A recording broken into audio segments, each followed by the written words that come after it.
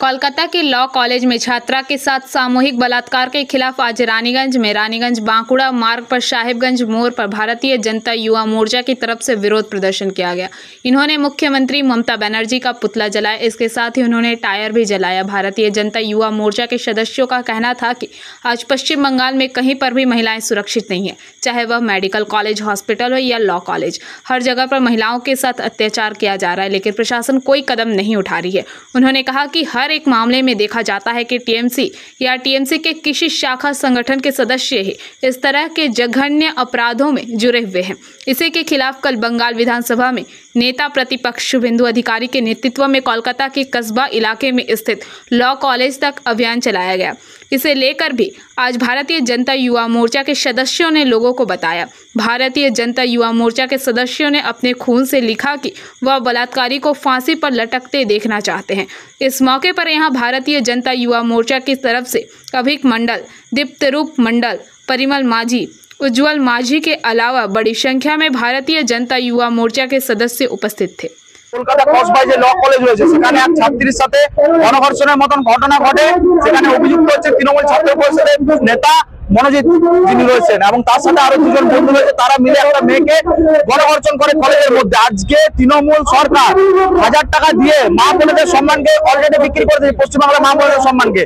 কলেজে পড়াশোনা তো শিক্ষা দীক্ষা কিছু হয় না। আপনি শুধুমাত্র কলকাতা ল কলেজে না, প্রতিটা কলেজে পশ্চিমবঙ্গে একই রকম ঘটনা ঘটেছে। তৃণমূল ছাত্র পরিষদ এরা সারা বছর কলেজে থেকে সরকারি টাকায় খেয়ে পড়ে এবং সরকারের নাম নষ্ট করে কলেজের ছাত্রছাত্রীদের সাথে এরকম খারাপ ব্যবহার করে এবং এরকম ঘটনা ঘটায়। আজকে ভারতীয় জনতা যুব মোর্চা আগামীকাল শুভেন্দু অধিকারী তার নেতৃত্বে এক বিশাল কসবা চলো অভিযানের ডাক দিয়েছে মহারানী।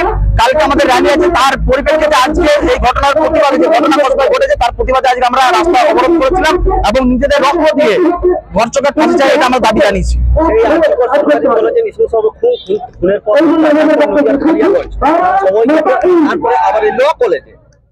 দেখুন, আমরা আরজি করে ঘটনা দেখেছি। আরজি করার সময় যখন হয়েছিল, এই তৃণমূলের যারা নেতা রয়েছে, লোকাল স্তরের নেতা, এরা রাস্তায় নেমে যারা আরজি করে ঘটনার প্রতিবাদ করেছে, এইসব নেতাদের ছবি ভিডিও সবকিছু আছে। যারা এই ঘটনা আরজি করে ঘটনার প্রতিবাদ করছে তাদের উপর হামলা চালায়। আজকে সেম ঘটনা এই তৃণমূল ছাত্র পরিষদের নেতারা যখন ঘটায়, যখন এই সাধারণ মানুষ রাস্তায় নেমে প্রতিবাদ করছে, তখন তৃণমূল ছাত্র পরিষদের যারা রয়েছে মেম্বার এবং তৃণমূলের নেতারা, তারা এরকম সেম ঘটনা ঘটাচ্ছে। কলকাতা যাওয়ার দরকার নেই। আপনি 11 অঞ্চলের, রানীগঞ্জ ব্লকের 11 অঞ্চলের যিনি পঞ্চায়েত সমিতির মেম্বার রয়েছে, কিছুদিন আগে 17 লাখ টাকার প্রতারণার শিকার হয়েছে এক মহিলা, খবর নেই, এখনো পর্যন্ত তৃণমূল তাকে পদত্যাগ করাতে পারেনি। এই তো তৃণমূলের কালচার। এরা সারা জীবন মহিলা সুরক্ষার কথা বলে, মেয়েদেরকে 1000 টাকা লক্ষ্মী ভান্ডার দিয়েছে, মহিলা সুরক্ষা বিক্রি করে দিচ্ছে। আজকে পশ্চিমবঙ্গে বেকার ছেলেদের কাজ নেই, কোনো কিছু নেই। আজকে যতটুকু আছে, ধর্ষকরা গোটা রাজ্য জুড়ে রাজ্য চালাচ্ছে। এই তো অবস্থা।